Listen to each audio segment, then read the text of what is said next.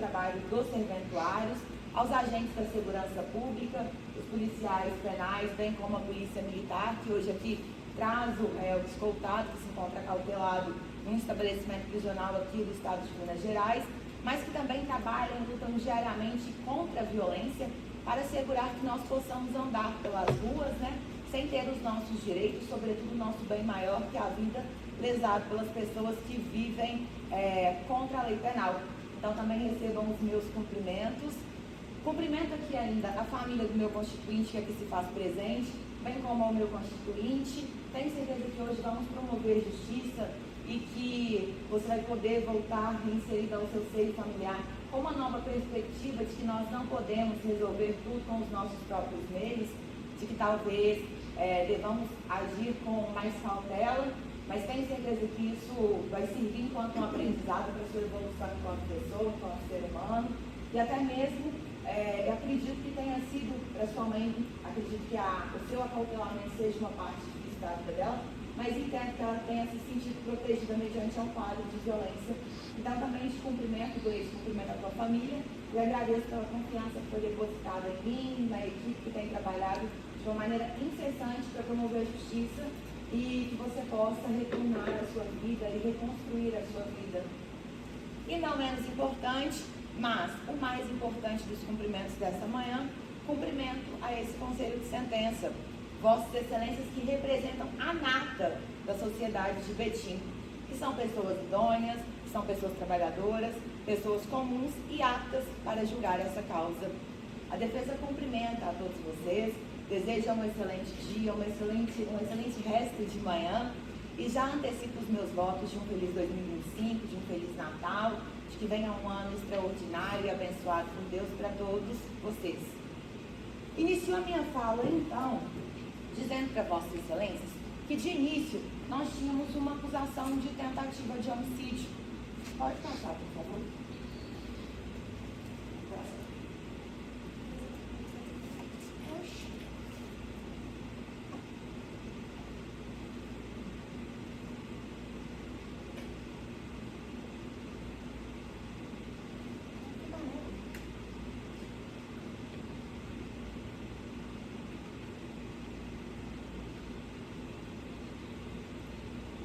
De início, a acusação, quando a denúncia foi oferecida, foi por outro promotor de justiça, não foi a doutora Vanessa, foi oferecida uma acusação de tentativa de homicídio, onde se narrava que o crime havia acontecido pela seguinte circunstância.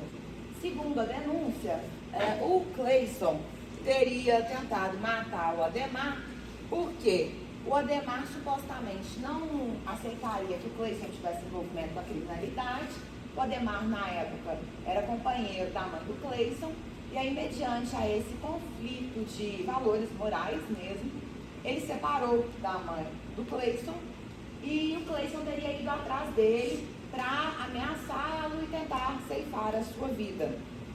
Quando a denúncia foi oferecida com duas qualificadoras, a do motivo torpe, pelas condições que eram narradas que o fato havia sido acontecido, pela motivação, e a qualificadora de recurso que dificultou a defesa da vítima, tendo em vista a narrativa de que era um número maior de pessoas e que essas pessoas estavam armadas, sendo que duas estavam com armas de fogo e as outras portavam pedaços de madeira.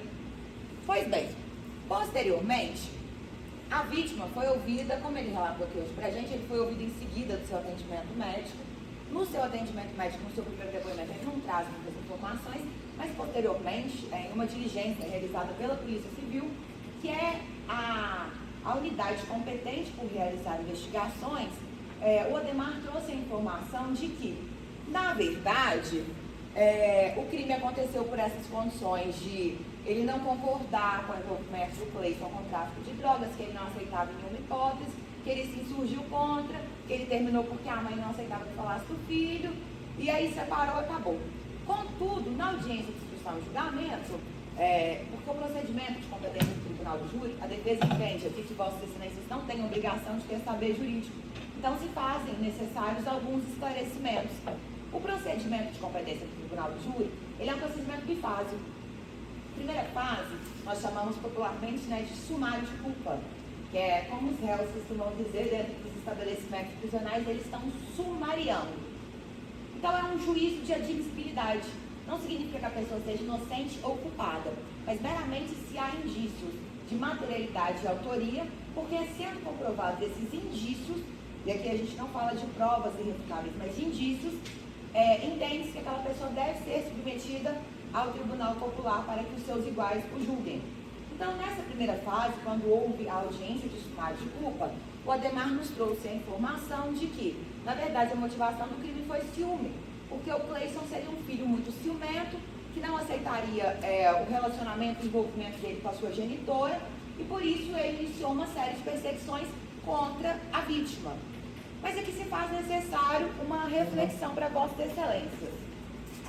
Suponhamos que eu seja uma filha ciumenta, morro de ciúme da minha mãe, morro de ciúme do meu pai, e aí a minha mãe arruma um namorado.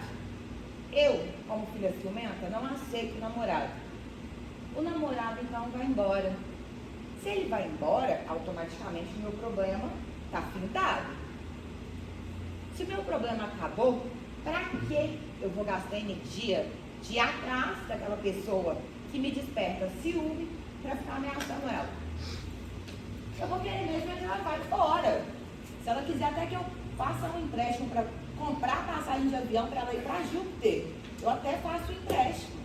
Não vou ficar indo atrás do problema. E é uma narrativa que não faz sequer sentido. Dá para passar por lá para ver se vai abrir. O tamanho dele, ele fica ameaçando Deus. O tamanho dele fica ameaçando Deus, né? Se ameaçando, ele estava mostrando eu ficar para a mãe dele. A mãe dele estava de demais. Aí ele estava com ciúme ali. Ele ameaçou eu, você patrão, ele ameaçou eu. Ele ameaçou o senhor diretamente? Bateu direto, sei lá. E mais? Aqui também se faz necessária uma outra reflexão. A primeira é, a história do ciúme não fecha. O Cleison nos trouxe aqui uma elucidação dos fatos para que nós possamos ter uma outra percepção, porque realmente não é constante nos autos dessa ação penal, isso aqui é todo o processo. Aqui não tem mandado de intimação para ele ser ouvido na delegacia. Na audiência de instrução e julgamento, ele optou por fazer uso do silêncio, que é um direito constitucional que é inerente a todos nós, não somente a ele. Mas hoje que ele trouxe o esclarecimento acerca dos fatos, a história ganha muito mais sentido. Por quê? Essa história de que, porque eu não aceitava que ele tivesse envolvimento com um crime, não faz o menor sentido. Faria sentido se tivesse sentado aqui hoje perante a Vossas Excelências um pastor falando que não aceitaria um criminoso dentro de casa.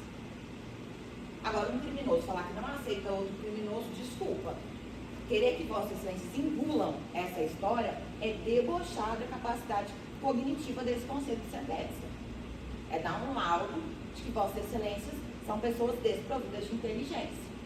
Esse documento que foi entregue para Vossas Excelências são contidas 3 denúncias. São 3 processos de homicídio, onde o Ademar também é réu. Todos os 3 processos já têm decisão de pronúncia, ele vai ser submetido ao Tribunal Popular, mas o que eu chamo a atenção de Vossas Excelências é de que desses 3 processos, 2 versam sobre mulheres, e um deles, inclusive, é um feminicídio. A história que o Cleison está contando aqui para Vossas Excelências não é uma história que foi tirada das vozes da cabeça dele. Pode passar, por favor. Pode passar. Mais um. E aqui eu trouxe para Vossas Excelências também 3 outros relatos que foram feitos por vídeos, porque quando eu assumi essa ação penal, eu já assumi quase na véspera do júri, então eu não podia rolar as testemunhas, mas de pessoas próximas que relatam também acerca da motivação real do crime. Porque é muito fácil eu chegar para Vossas Excelências e contar uma história, ou até mesmo ter orientado o meu constituinte a contar alguma história. Porque quem tem boca fala o que quer. Eu posso chegar e contar qualquer coisa para Vossas Excelências. Eu posso escrever qualquer coisa no papel e entregar para Vossas Excelências. Quem vai me garantir a veracidade dessa história?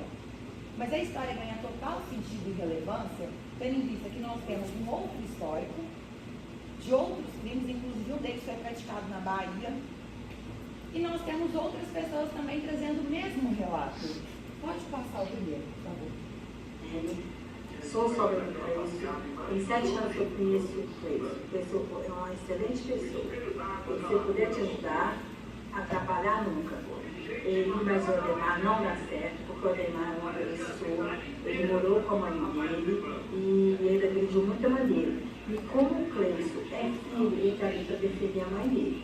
Eu concordo com ele, porque você ter uma pessoa agredindo a sua mãe é muito doloroso. Eu sou mãe, tenho filhos, tenho netos, jamais eu aceitaria alguém agredir a minha mãe, ou então agredir, alguém me agredir e as minhas filhas não fazer nada. O Ademar vai o Cleiton no traficante, o Ademar, que ele trafica, ele rouba, mata, ele agride mulheres, ele falou em matar a mãe dele, portanto, o Cleiton estava com muito medo de matar a mãe dele. Meu nome é Rafaela, eu e o Cleiton, a gente está junto tem 7 anos. A gente tem um filho de 9 meses, o Theo. E quando o meu Cleiton começou a namorar, o Ademar já fazia parte da família. E ele já agredia minha sogra demais. Só que minha sogra, por mim, ela ficava calada, ela não falava com ninguém. Ela não dava um sinal. E o Cleiton, ele teve uma vez que ele chegou a pegar a situação. E aí o Ademar fugiu. E depois o Cleiton encontrou com ele. O Cleiton pegou e bateu nele. Porque eu acho assim, um filho, ele nunca está preparado para ver uma mãe apanhando, seja de um pai, ou seja de um namorado, ou seja de qualquer pessoa. Um filho, ele não está preparado para aquilo, sabe? Para ver aquilo. Ninguém está preparado para ver uma mãe apanhar. E eu acho assim, o Cleiton estava tentando proteger a mãe dele. Mas a mãe dele é muito brava, ele é muito grudado, sabe? E eu acho assim, ele estava tentando proteger a mãe dele. E uma pessoa querer matar a outra, a pessoa está com revólver, então não vai bater, ela vai chegar e vai matar. E o Ademar, ele já não tem uma história muito boa, porque o Ademar no histórico dele, ele agredia mulheres, ele era um traficante, ele roubava, ele tem tentativa de homicídio no processo dele, e ele também traficava. E eu acho que o Cleiton não está sentado no banco certo, ele está sentado no banco errado, porque o Cleiton também é vítima, porque ele estava tentando proteger a mãe dele. E o Ademar estava ameaçando, eram os dois, ameaçando os dois de morte, sabe, de matar os dois. E o Cleiton estava tentando proteger a mãe dele todo o momento, ele estava tentando proteger a mãe dele, porque ele não está preparado para ver esse tipo de coisa. Olá, sou Priscila, sou do Cleiton. Vim aqui para poder falar um pouco sobre o ocorrido que está sendo acusado. Não é exatamente do jeito que está acontecendo. Sim, meu irmão bateu no Ademar, sim. Porém, o Ademar, ele não é uma pessoa boa. Ele teve um relacionamento muito conturbado com a minha mãe. A minha mãe sofreu agressões com ele. Eles se separaram, eles voltaram. E quando eles voltaram, a última vez ele tentou agredir a minha mãe. E o meu irmão chegou em casa e descobriu. E ele não ficou legal com isso. Certo, até porque a gente não vai aceitar que um cara desconhecido bata na sua mãe. O meu irmão foi nervoso atrás dele, encontrou com alguns amigos e veio a agressão. Mas não foi tentativa de homicídio. Nunca seria tentativa de homicídio. Porque senão ele ficava morto. Inclusive, no dia dos fatos, que consta no processo, ele tinha agredido a minha mãe. Ele agrediu a minha mãe. E na sequência ele fugiu. Meu irmão chegou em casa. E ele foi atrás dele. Quando chegou lá, ele encontrou ele sim, e agrediu ele. Mas ele não quis matar, não. Ele e os amigos agrediram, sim. Mas hora nenhuma, a questão não era matar, não, sabe? Porque se fosse uma pessoa que mata, ele já estava morto. Ele está morto, não está preso, ele está preso. Por causa de quê? Porque também já agrediu várias mulheres, minha mãe não deve ter realmente. Há muitos relatos de agressão, há muitos relatos de outras mulheres que já sofreram agressão por ele, até que ele já matou. tive acesso ao processo. E nele fala que, o Ademar fala que queria separar da minha mãe porque meu irmão tinha envolvimento com o tráfico. Isso é uma grande mentira. Porque ele também tinha envolvimento. Ele também já fez assalto, ele batia em mulher, ele era um cara extremamente desequilibrado. E aí ele veio falar, ele bateu na minha mãe, bateu na minha mãe. E ele falar que queria sair, não queria ficar com minha mãe por causa da raça do meu irmão. Nada a ver, ele já tinha ameaçado, não veio comigo. Mas uma vez antes, o meu irmão entrou numa briga porque ele estava agredindo a minha mãe e ele falou que a minha mãe queria matar o filho dela. Cara, não existe isso. Não existe. E o cara é um bandido, é bandido sim, porque se ele está preso, é bandido. Ele é um bandido, ele é uma pessoa que ele tem passagem por ensino certo, ele roubava telefone, fora minha, eu não queria fazer uma pra ele, né? Eu queria defender minha mãe. A minha mãe, ela não bate muito com a minha cabeça. Minha mãe, ela teve um filho assassinado, 14 anos. E ela contou pra gente durante o tempo que ela vivia com o Ademar, que ela era agredida. Foi isso que descobriu. Foi isso que descobriu que ela estava sendo muito já tinha bastante tempo. Ela não falava pra gente. Ela se sentia corrigida, com certeza. Um cara estranho, esquisito, que não conversava nada e ficava só olhando pra gente. Realmente, a gente nunca ia desconfiar que esse cara estava agredindo a minha mãe. O tempo todo ele só queria que minha mãe. Hora nenhuma, ele queria matar, se fosse para matar, com certeza.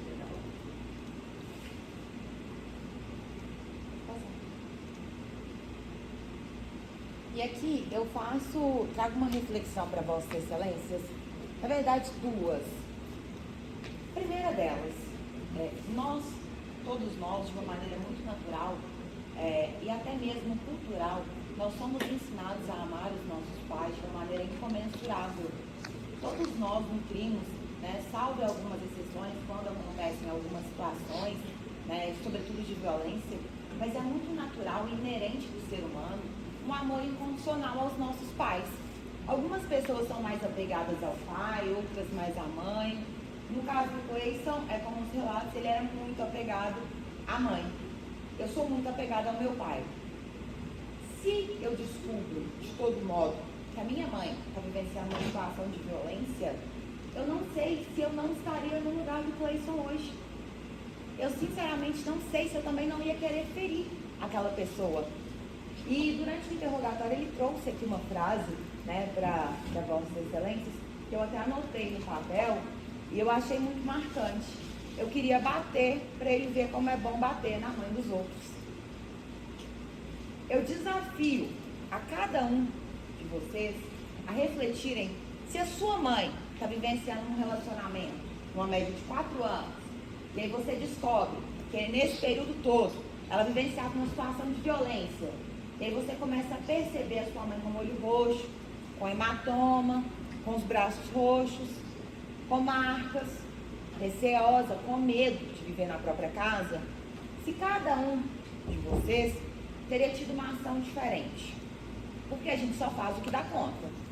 Eu não sei se eu não teria dado conta de atrás da outra pessoa também, para querer ensinar para ela como que põe a mão na mãe dos outros. E, infelizmente, é muito cultural, sobretudo de nós, e muito mais dos homens do que das mulheres, de querer resolver a situação de um modo autônomo e independente, o que não se justifica porque não é o previsto na legislação. Se existe a segurança pública, se existe a polícia civil, a polícia militar, esses órgãos devem ser acionados. Mas é crível entender que quando você chega na casa de sua mãe, ela está lá machucada, se você quer ir atrás do agressor para lesioná-lo, é crível entender que seria uma situação plausível? Na minha percepção, sim. E eu tenho certeza que em muitos de Vossas Excelências, no íntimo, também seria crível. A segunda reflexão é, se eu tenho um grupo de 8 pessoas, dessas 8, 2 estão armadas, o resto todo com um pedaço de pau. Se eu quero matar uma pessoa, eu mato. Porque o Ademar falou aqui hoje, perante esse conselho de sentença, que a ação durou numa média de 10 minutos. Eu fiz um júri recentemente que o homicídio se consumou em 22 segundos. 22 segundos.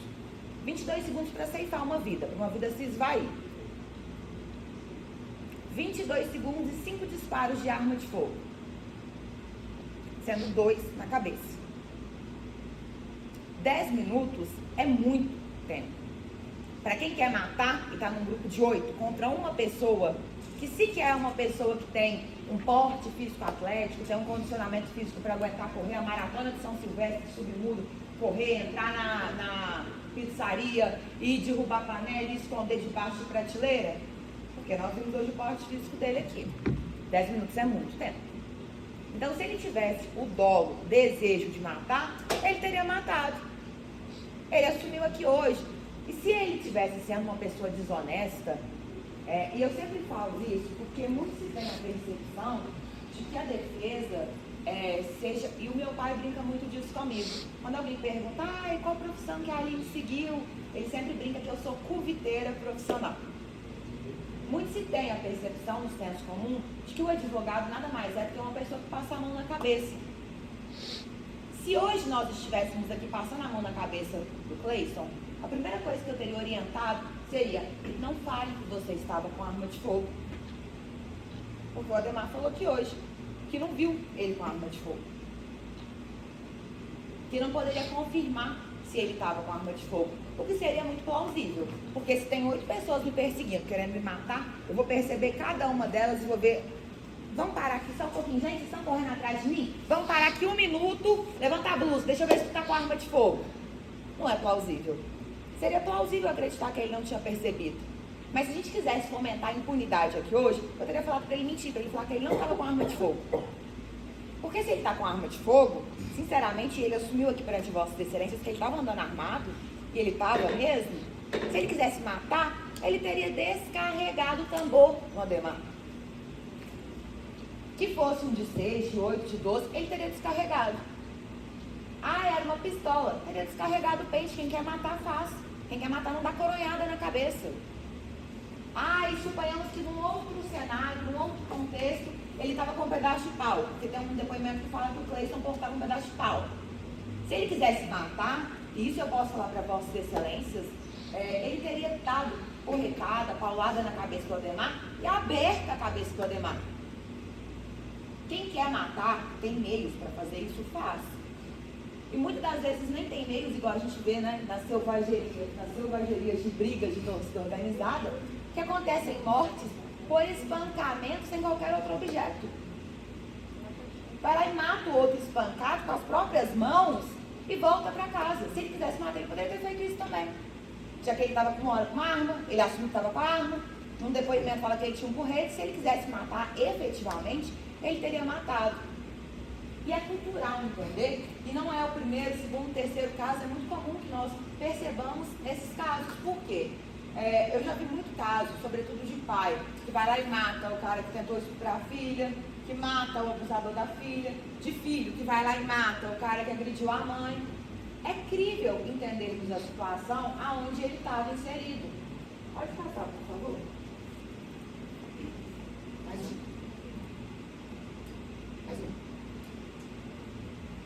Aqui eu trouxe para Vossas Excelências, essas são os 3 processos que foram entregues as denúncias para Vossas Excelências. São 3 processos de homicídio, porque não faz o menor sentido o perceber da defesa de que um bandido não aceite o outro. Pense, aí eu chego na minha casa de noite, minha filha vira para mim e fala: mãe, tô namorando. Eu falo: e aí, o que teu namorado faz da vida? Ele é advogado. Eu falo: de jeito nenhum. Advogado? Pior raça. Aqui na minha casa eu não quero advogado. Aqui em casa, advogado, eu passo da porta. E eu sou o quê? Advogada. Não faz sentido. É a mesma coisa de uma pessoa que é protetora de animais falar que não quer um animal de estimação dentro de casa. E o interessante é que é constante aqui nos autos da ação penal que o Cleison, ele tem 14 páginas, salvo engano, de antecedentes de passagens policiais. O Ademar, pode passar a primeira, por favor. O Ademar tem 12 folhas. E aqui a gente trouxe para Vossas Excelências todas as datas de prisão, para a gente não falar assim, porque eu fiz questão de perguntar para ele quanto tempo depois que ele foi preso. Porque poderia ter acontecido uma fatalidade e ele ter sido preso depois. Eu sempre digo, e eu acredito nisso muito firmemente, de que o homicídio, ele é o único crime que qualquer pessoa pode incorrer. Qualquer um de nós amanhã pode estar sentado naquele banco. Vai lá e bate na minha mãe para tu ver se eu não sento naquele banco fácil. Mexa com meu pai, que tem problema cardíaco, para tu ver se eu não sento naquele banco fácil.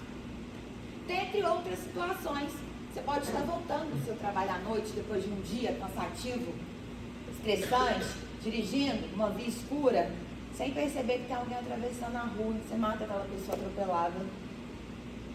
E aí? Você pode ser submetido a um tribunal popular. Eu vi recentemente uma reportagem de uma babá, que ela tinha esquecido alguma coisa, ela sentiu um cheiro de queimado na cozinha, estava deixando a criança tomar banho no banheiro, foi olhar a cozinha, deixou a criança, ela voltou, a criança tinha caído e eu não sei como foram as circunstâncias, mas tinha se cortado no box, sangrou até morrer. Ela vai ser submetida a um tribunal popular. É uma fatalidade? É o único crime que qualquer pessoa pode incorrer. Mas será que é crível a gente pensar de que ele está preso momentaneamente, porque até então ele odiava bandido, mas depois que aconteceu isso com ele, ele decidiu ir preso, ele incorreu no crime? Não, porque o primeiro registro dele de prisão é do ano de 2002.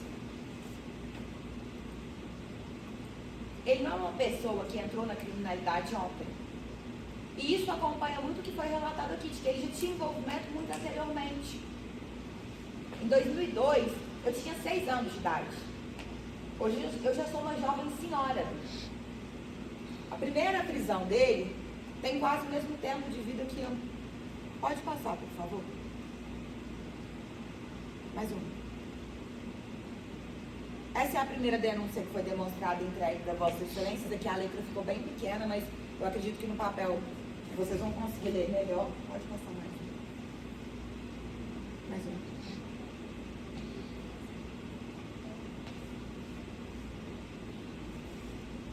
Mais uma. Mais uma. Essa é a terceira. Esse aqui é um depoimento que foi retirado dos autos de uma dessas tentativas, que é a tentativa de feminicídio consumado na Bahia. A filha da vítima relata aqui de que ela tinha conhecimento, que ela já conhecia ele anteriormente, que ela sabe que ele sempre aprontava com as mulheres em determinados locais e depois fugia, que era uma prática comum dele. E eu não sei, e aqui eu digo especialmente para as senhoras juradas, mas eu, durante um longo período, eu tenho um problema que quando eu me interesso por determinado assunto, enquanto eu não leio 50 mil matérias, 50 mil reportagens, eu não esgoto aquele assunto e não me sinto PhD, eu não paro de ler sobre isso. E aí, durante um bom tempo, eu fui voluntária num núcleo de apoio a vítimas de violência psicológica. E aí eu comecei a estudar muito sobre o assunto. E aí eles fazem um traço, né, de como é o perfil de um homem abusador. Quando a gente começa a perceber, eles têm um modus operandi muito parecido e eles repetem, as ações são repetidas. Então eles não mudam o perfil de, com você eu vou agir de tal jeito, com você eu vou praticar somente violência psicológica, mas com você vai ter violência física e com você vai ter violência patrimonial. É muito parecido o jeito. E aqui, esse depoimento nos demonstra isso. Por quê? A partir do momento que ela fala que ele é uma pessoa que apronta num lugar, foge para outro, apronta num lugar, foge para outro, faz um conectivo com a fala dele aqui, de que ele morava na Bahia, veio para cá, aí deve ter aprontado com alguém, foi para Bahia de novo, voltou para São Paulo, aí ficou aqui, depois ele fala que foi para São Paulo, no sumário de desculpa ele fala que foi para Juatuba. Quantas vítimas esse homem não fez e quantas pessoas possivelmente não estariam hoje no lugar que o Cleiton está, de réu?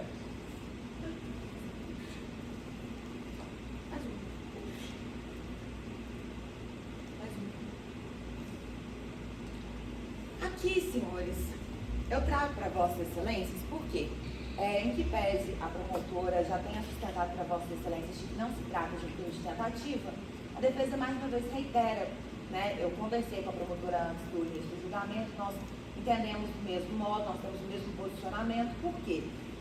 Uma coisa seria eu discutir com Vossas Excelências uma prova que não tem constatação pericial. Eu não posso querer discutir uma constatação científica com base em uma constatação que seja empírica. Aqui é o laudo de exame corporal do IML, que é feito por um perito dentro da Polícia Civil.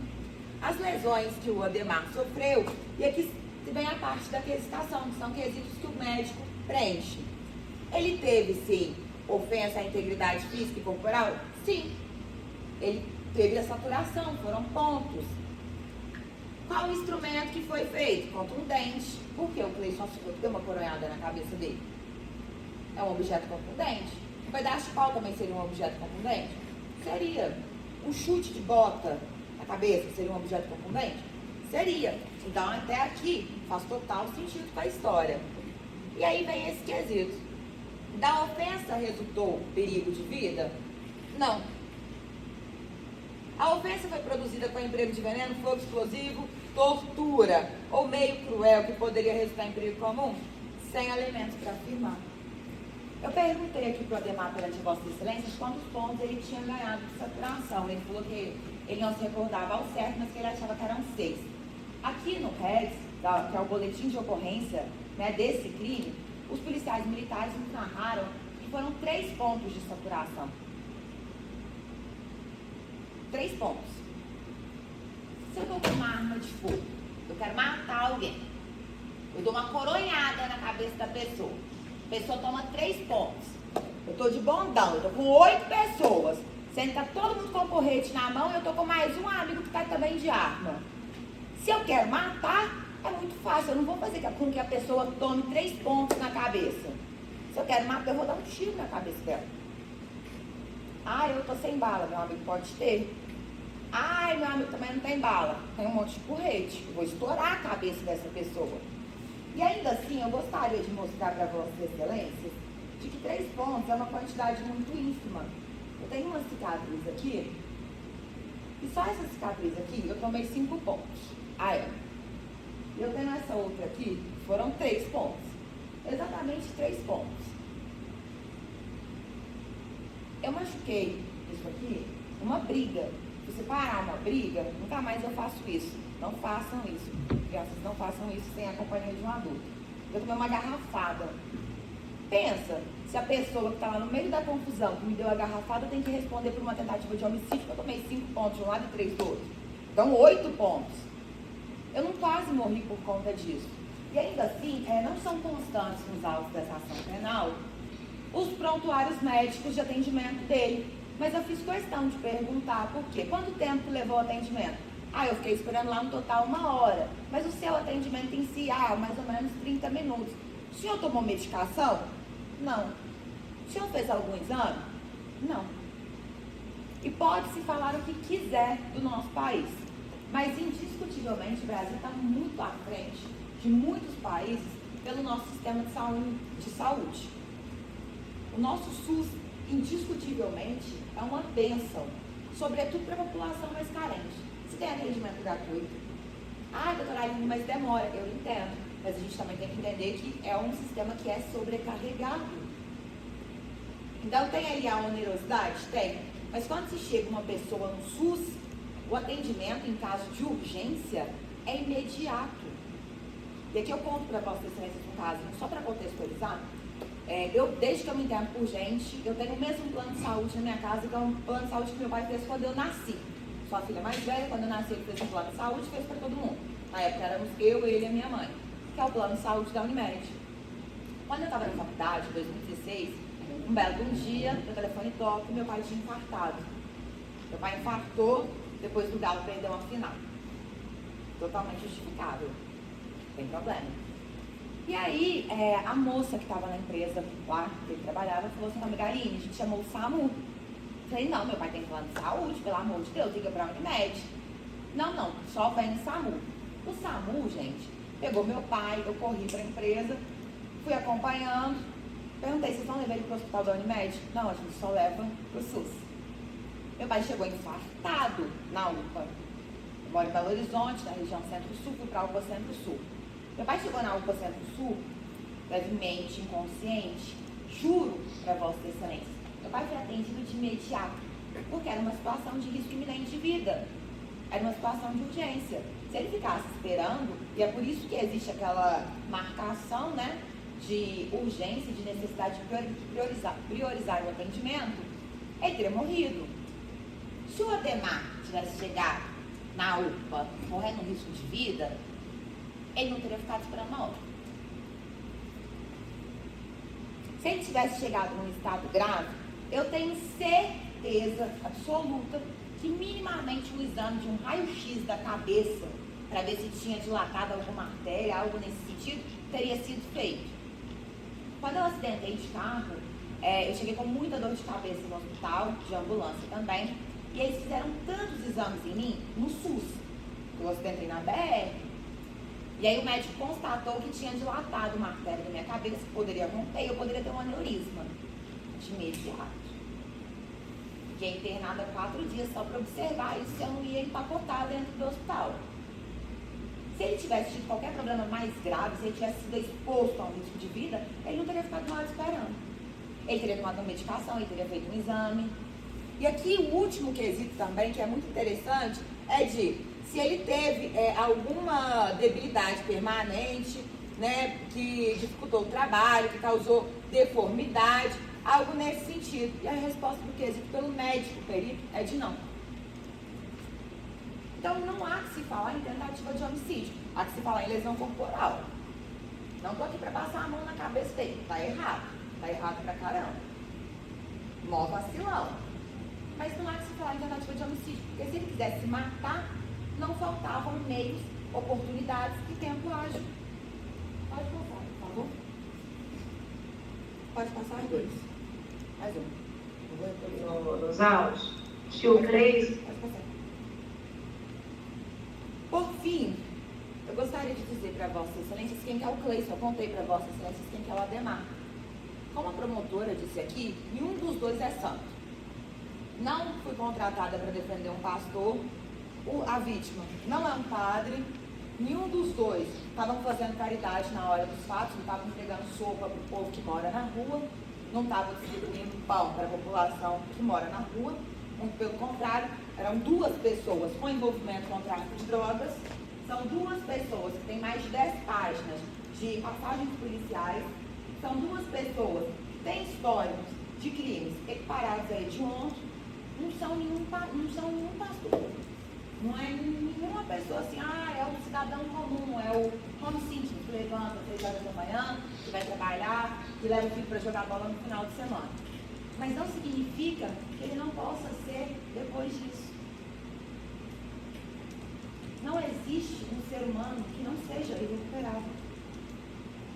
Não existe uma pessoa que seja tão má que não possa mudar.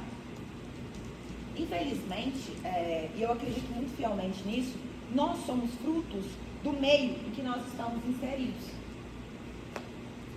Cleison é uma pessoa que está inserida num contexto de marginalidade, né? E quando eu digo marginalidade, são aquelas pessoas que estão à margem da sociedade, que já vêm de uma família deficiente, que já vêm de um histórico de carência, de pobreza, né?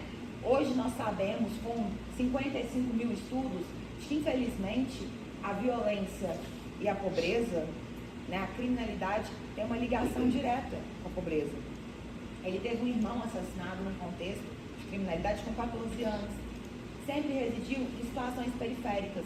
E quando nós residimos em locais, né, ou vivenciamos com muita constância determinadas situações, nós temos a tendência, isso qualquer um de nós, a naturalizar aquela situação. Eu digo por mim. Durante um período, eu tive mania, né, de começar a dirigir sem cinto. Comecei a naturalizar. O dia que meu pai me falou que eu estava toda errada, falei que absurdo, que problema que tem. Aí um dia eu vi uma moça que acidentou, o corpo dela foi arremessado para fora do carro. Mas a gente vivencia a situação, a gente tende a naturalizar. Não estou dizendo para Vossas Excelências de que ele vai sair amanhã, ou de que ele vai sair daqui a um tempo, porque isso depende do voto de Vossas Excelências, e de que ele vai se tornar um santo. Vai falar, não, a partir de hoje eu vou virar um franciscano. Mas ele, depois de quase um ano acautelado no sistema prisional de Minas Gerais, que nós sabemos que é um câncer, porque entra-se no sistema prisional ladrão de galinha e sai assaltante de banco. O nosso sistema prisional, ele falhou miseravelmente. Tanto é que o STF já declarou, né, o nosso sistema prisional, o nosso modelo de encarceramento, enquanto estado de coisa inconstitucional. Porque nós estamos submetendo pessoas a tratamento degradante, desumano, nós submetemos essas pessoas a um ambiente insalubre, superlotado, com violações de direitos humanos, com fome, né? Ele está preso numa penitenciária que é chamada de Carandiru Mineiro, que é a penitenciária José Maria Alckmin. Eu tive a infelicidade de participar de uma inspeção da Promotoria de Direitos Humanos lá dentro. E era época de chuva. Eu saí de lá e falei pro meu pai, que Deus nunca me mande para um lugar desse. Porque tinha uma parede que descia tanta água, que parecia uma cachoeira, parecia uma cascata, que a sensação que eu tinha é de que aquilo ali ia desmoronar na nossa cabeça.